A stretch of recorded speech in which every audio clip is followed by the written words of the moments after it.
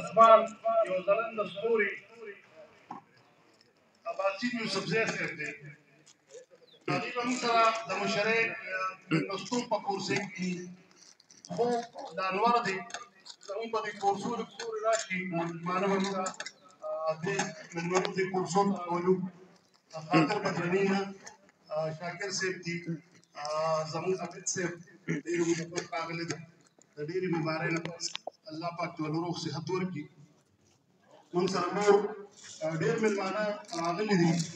اقبال شاکر صاحب ته خو موږ خپل کوربه وایو ځکه چې زموږ هر پروګرام کې هغوی وي.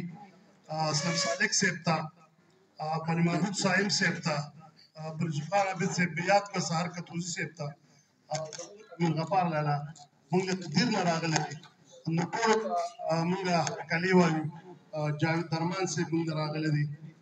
نو دې ټولو مېلمنو ته موږ د اول خان رسوا پښتون ادبي جرګې د اړخه هرکلی په خیر راغلی وایو. او د عباسي یوسفزي صاحب او د ټولو ملګرو په اجازه باندې د پروګرام شروع د تلاوت کلام پاک نه کوو.